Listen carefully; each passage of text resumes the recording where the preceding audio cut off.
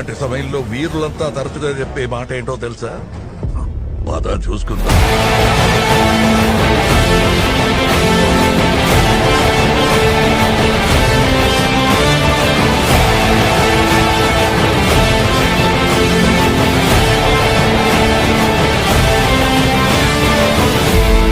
నేను సామాన్యంగా యుద్ధం తప్పించడానికే ప్రయత్నిస్తా. కుదరలేదంటే గెలిచే తీరుతా.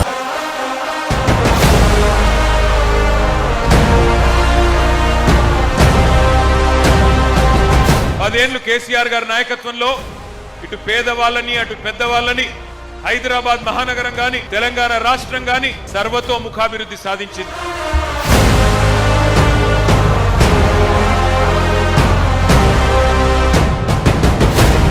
జూబ్లీ హిల్స్ నియోజకవర్గంలోనే 1000 పడకల ఆసుపత్రి వెంగళరావు నగర్ డివిజన్ లో టిమ్స్ హాస్పిటల్ కట్టుకున్నాం. 1000 పడకల ఆసుపత్రి కట్టుకున్నాం. మీకోసమే దాన్ని కూడా నిర్మాణం చేసుకున్నాం.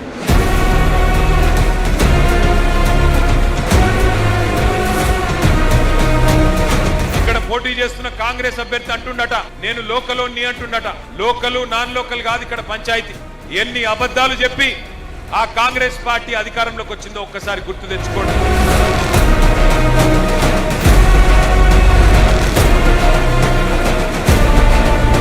ఓట్లు అడుక్కున్నారు. కేసీఆర్ గారు 2000 ఇస్తే నేను 4000 ఇస్తా.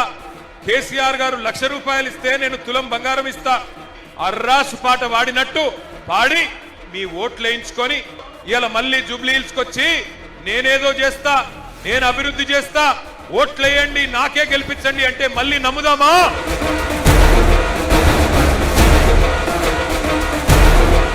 హైడ్రా పేరిట ఇవాళ 1 కాదు 2 కాదు 1000 ఇండ్లు ఈ 2 ఏళ్లలోనే కూలగొట్టిండు రేవంత్ రెడ్డి.